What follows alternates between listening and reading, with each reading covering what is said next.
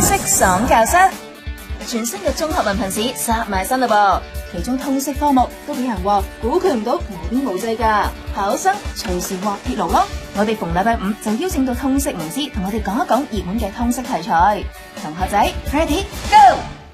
打頭炮第一集，不如講下咩叫生活質素啦。咁首先第一件事，如果我當係答題目嘅話，我哋一定要識一樣嘢嘅，就係乜嘢叫生活素質先。當中包括有一啲我哋叫做客觀嘅指標啦，例如失業率啊、人均生產總值啊，或者係政府嘅公共醫療開支啊。咁同一時間呢，亦都有啲主觀嘅指標，就係個人嘅感覺。你覺得個社會公唔公平啊？有冇公義啊？環境係點啊？或者你自己開唔開心啊？咁近呢幾年嚟講呢，大部分嘅媒體也好、學者也好呢，佢都係講緊幾樣嘢嘅。香港而家主要影響生活素質嘅問題，第一就係個地產霸權啦，第二除咗地產霸權之外，就係跨代貧窮啦，以至 M 型社會啦，以至政府嘅公共開支不足啦，同埋我哋個社會嘅貧富懸殊相當嚴重啦。咁冇錯，呢啲問題係存在，但係如果我哋去答題嘅時候，除咗要知道有啲問題存在之外呢，我哋亦都要發掘出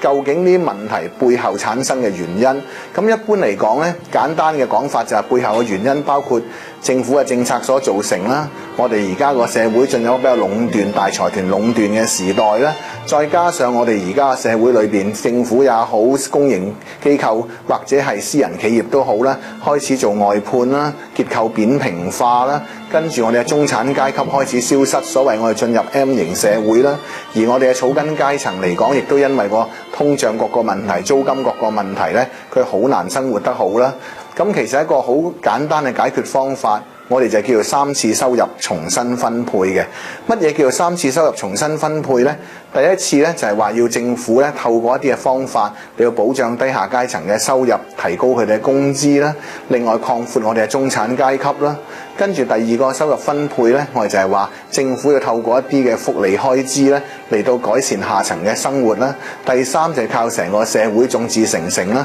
透過慈善事業呢嚟協助有需要嘅人啦。咁其實呢一個制度標準呢，唔單止喺香港行得通呢，其實世界大部分地方呢，理想嘅政府扶貧政策其實都係包括呢啲嘢嘅。